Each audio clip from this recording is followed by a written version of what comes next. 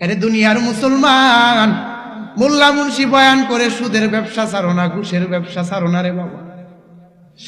দুনিয়ার রোগের ডাক্তার আছে, সুদের ব্যবসা এমন একটা রোগ, সুদ খাইতে খাইতে যদি মারা যাও, কবরে চলে যাও, আল্লাহর কসম এই রোগের ডাক্তার খুঁজে পাওয়া যাবে না।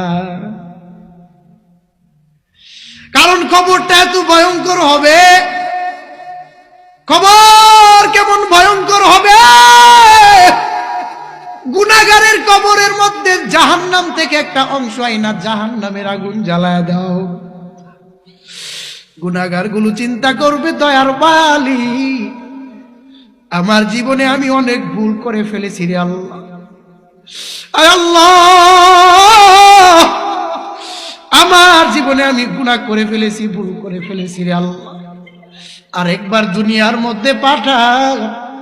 আল্লাহ ডাক দিয়া বলবে, রে নিমুখ হারাম, ও জিব্রাইল যা, আমার বান্দা দুনিয়ার মধ্যে আমি আল্লাহর ইবাদত মানে নাই, গোলামি মানে নাই।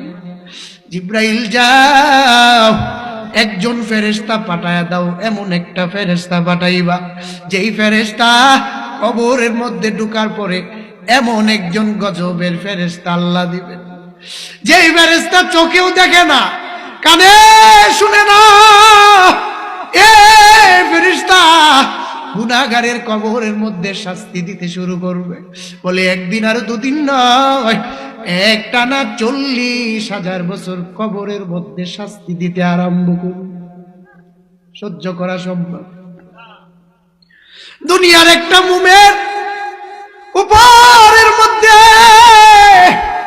ও করিমগঞ্জ তালতলার মুসলমান, ঘরের ভিতরে গিয়া একটা মুমের উপরে হাতটা রাইখা দেই করে মুসলমান, দুনিয়ার এই মুমের আযাব সহ্য করতে নি পারো, আর এই মুমের চাইতে 1000 লক্ষ কোটি গুণ জাহান্নামের আযাব তোমার উপরে জ্বালায়া দাও। কেমন জাহান্নামের আযাব, কেমন কবরের আযাব! বান্দা একদিন আর দুদিন নয়। মুহাদ্দিসিনে কেরাম বলেছেন, লিখেছেন, কিয়ামতের 1 ঘন্টা 1 দিন আগেও যে দুনিয়া থেকে বিদায় নেবে, এই ব্যক্তিটাকেও কবরের মধ্যে 40,000 বছর থাকতে হবে। এভাবে যদি আমার কবরের মধ্যে দিন যায়, মাস যায়, বছর যায়, আর কবরের মধ্যে যদি আযাব দেওয়া হয়, আরে দুনিয়ার মানুষ এই কবরের আযাব সহ্য করা সম্ভব না। কবরের আযাব সহ্য করা সম্ভব না। আল্লাহ বললেন যে গোলাম, যদি কবরের আযাব সহ্য করতে না পারো, যদি জাহান্নামের আযাব সহ্য করতে না পারো, তবে রে গোলাম আমি আল্লাহ এমন একজন রব, আমি আল্লাহ এমন একজন দয়ার মালিক, আমি আল্লাহ এমন একজন দয়ার আল্লাহ, আমি আল্লাহর দিকে আসো। এ গোলাম আসো, ইয়া আইয়ুহাল্লাযীনা আমানু তুবু ইলাল্লাহ, তুবু ইলাল্লাহি তাওবাতান নাসুহা।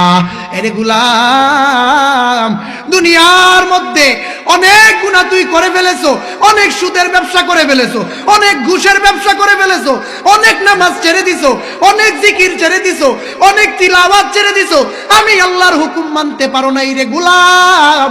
তবে জানিয়া রাখো, তুবু ইলাল্লাহ, একবার তওবা করে আমি আল্লাহর দিকে ফিরে আসো। তাওবাতান নাসুহা, নাসুহা নামক তওবাটা টাইটেলটা লাগাইয়া, দৃঢ়তার সাথে ফিকিরটা লাগাইয়া, চিন্তাটা লাগাইয়া আমি আল্লাহর দিকে আসো।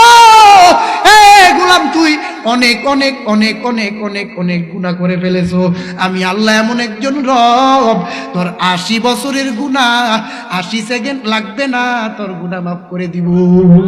ইয়াফকাহুনা বিহা, তাদের কলব আছে, দিল আছে, দেমাগ আছে। এই দিল দেমাগ থাকার কারণে কোনটা ভালো এবং খারাপ যাচাই করে না। আমি আল্লাহ এই জন্যই কিছু মানুষকে জাহান্নামের আগুনে জ্বালাই।